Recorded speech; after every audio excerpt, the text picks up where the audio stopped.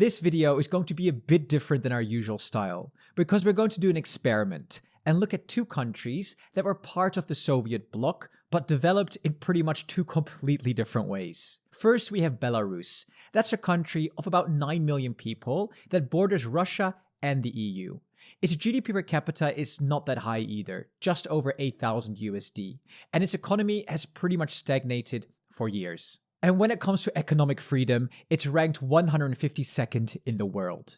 Then we have Romania, with about 19 million people, and a GDP per capita of just over 20,000 USD. And when it comes to the economic freedom ranking, Romania sits in 51st. But how did it end up like this? Because funnily enough, in 1990, Romania's GDP per capita was actually lower than Belarus's.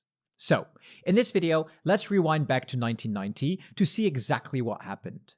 Basically, when the Soviet Union collapsed, Europe's maps changed drastically. A whole bunch of new countries appeared, and across the region, nations were racing to swap communism for capitalism. Economists called it shock therapy, and for many, it really was a shock.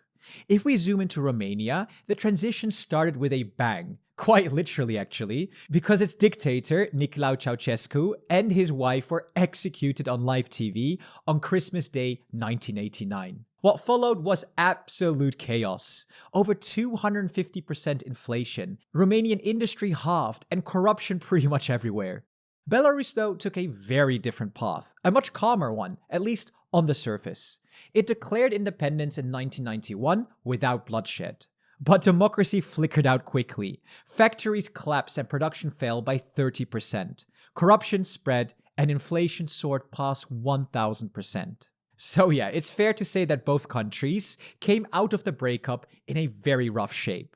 In 1994, though, Alexander Lukashenko rose to power in Belarus. He ran as an anti-corruption outsider, promising to end the pain of economic reforms that brought only hardship. Once elected, he wasted no time either. He dissolved the parliament, rewrote the constitution, and rolled back most market reforms. And the result? A tightly controlled economy. Prices were fixed, industry stayed state-owned, and the government pulled the strings. Inflation cooled, but lingered around 50% by the late 90s, and GDP crept up by 2 to 4% a year, depending on cheap Russian oil and gas. Still though, credit where credit is due. Poverty fell, and on the surface things seemed pretty stable. Meanwhile, Romania took a different turn. It got EU candidate status in 1995, and real reform kicked in a year later under the new president Emil Constantinescu.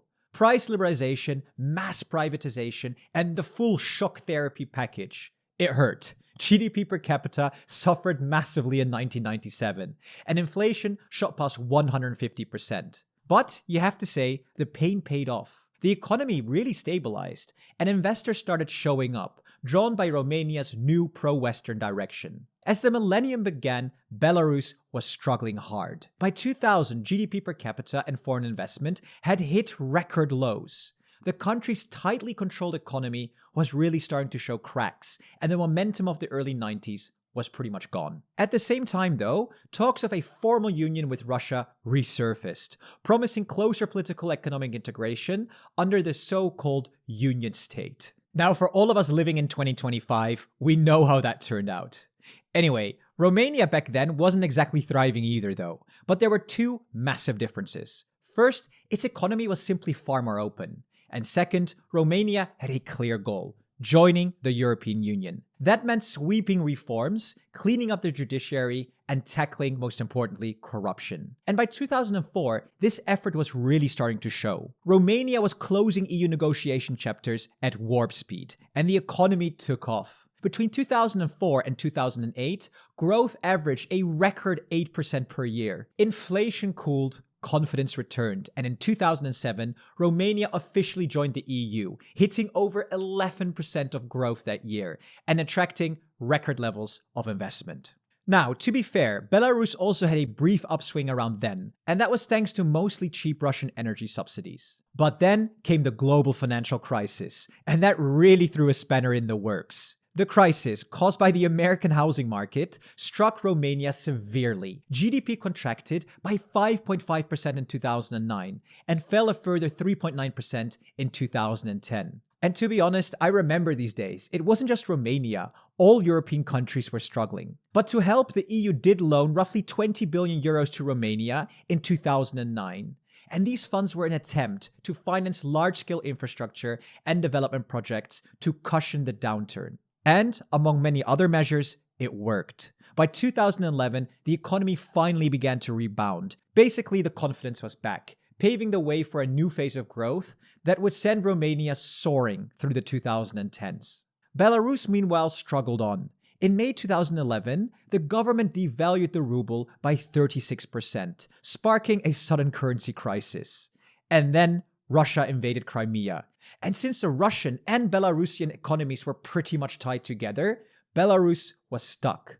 Unlike Romania, Belarus did not see a rebound in foreign investment, and the economy remained heavily dependent on Russian subsidies, leaving it vulnerable to external shocks. If we fast forward to today, 2025, Romania is honestly thriving, at least in comparison to Belarus. Social conditions tell the very same story. The median monthly income is roughly $1,854 in Romania versus $1,000 in Belarus.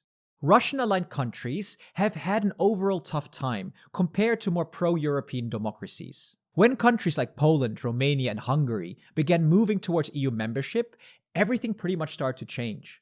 Politically, they had to meet what's called the Copenhagen criteria, meaning stronger democracy, rule of law, and anti-corruption measures. Economically, they adopted Western-style market systems, opening up trade and competition. And then, of course, the EU single market, which was a complete game changer. Instead of trading within the old Soviet Union, these countries suddenly had access to over 500 million consumers all across Europe. Foreign money poured in, not just from private companies, but from the EU itself too. This is what the EU calls structural and cohesion funds. Billions of euros were invested in highways, airports, and modern infrastructure. Poland alone received over 100 billion euros between 2007 and 2020. And corruption levels also improved. In Romania, for example, it now scores 45 out of 100, compared to Belarus's 33. I mean, that's still far from perfect, but at least it's a clear shift in the right direction. And lastly, on top of all that, joining NATO and aligning with the US gave investors even more confidence. And the results of these reforms speak for themselves. But it has to be said, as many Romanians are probably thinking while watching this video, Romania definitely isn't all sunshine and flowers. About 1 in 4 Romanians, roughly 24% of the population, is still at risk of poverty or social exclusion. That's one of the worst rates in the European Union. But, and this really is key, even with all of those challenges, Romania is still miles ahead of Belarus. Its economy is stronger, its people are freer, and its institutions far more integrated with the West. In short, Romania might be struggling inside the EU, but it's crushing Belarus outside of it. Now, let's zoom out and look across all of Eastern Europe and plot these countries on a graph next to Belarus and Romania. As you can see, Poland, Czechia, and Estonia have gone even further ahead. Sure, they're not the same level as France or Germany yet, but the direction is clear. Here's my opinion. When Eastern European countries do well, Europe as a whole does well. Investment in the East isn't some act of charity, it's a strategic investment. Think of it this way. If Marseille becomes richer, Paris benefits. And every French person understands this. Investing in poorer regions helps the whole country grow. The only difference between that mindset at a national level and at a European level is simply the scale. The logic is exactly the same. Because prosperity spreads. A wealthier Romania doesn't just lift up Romania. It creates new demand for German machinery, Italian design, French services, and Dutch logistics. Rising incomes in the East translates to a stronger consumer base for European products. And the more we grow together, the more competitive and resilient we all become. And lastly, there's a geopolitical edge too. Supporting Eastern Europe keeps millions aligned with the European project. Millions of citizens in our sphere of influence, not in someone else's. Thank you so much for watching, and make sure you leave a like and subscribe. And if you want to support us further, please consider joining us on Patreon. We have this really cool office right now, and we would love to pay for it with all of your amazing donations so that we can stay sustainable. We're only a couple of €100 away to make it all a reality. Thank you so much for watching. And thank you to all the presidents that already support us today. Jan Schauke, Christian Peter HVD, Daniel Upedia Unite Europe, Stefan Europe, and Kiki Loxen. See you in the next video.